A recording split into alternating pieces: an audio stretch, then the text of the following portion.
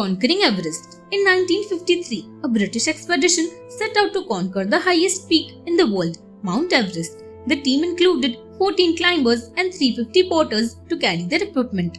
Weather conditions were good, and Sherpa Tenzing Norgay led them expertly forward.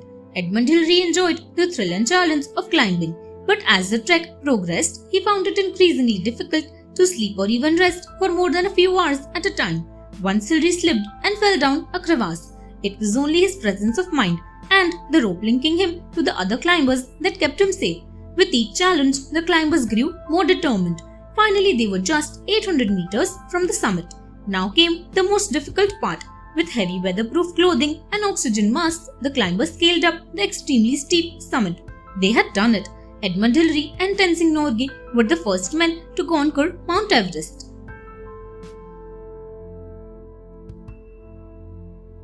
The Fort of Singar.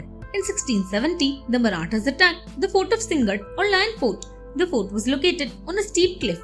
Its location gave it a strong natural protection and made it almost impossible to capture from outside. The fort was under the Mughal commander, Mirza Raja Jai Singh. However, Shivaji was determined to gain control.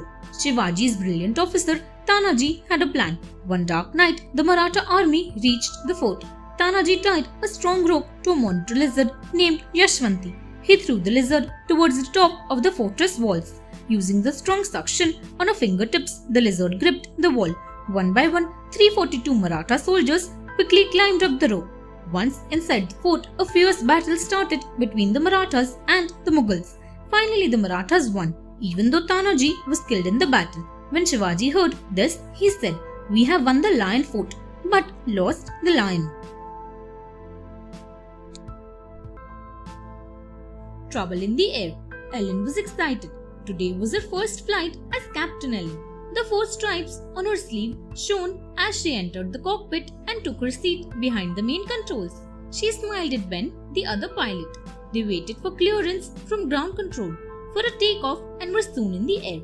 Everything seemed to be in order, but Ellen could not shake off a nasty feeling. "I have a bad feeling," she said as Ben got up to drink water.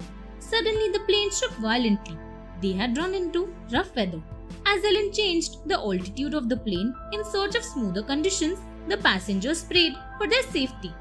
Working smartly, Ellen soon had the plane under control.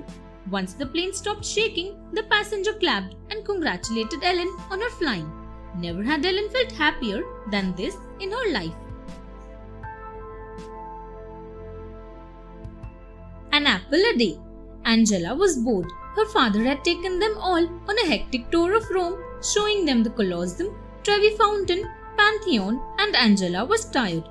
She did not care much for old buildings or their history. She wanted to do something exciting and eat an authentic pizza. All of a sudden, Angela noticed a man push a lady and snatch a bag from her.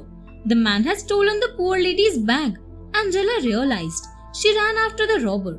Taking out the apple in her pocket, she hurled it at his head. The robber stumbled and crashed on the pavement.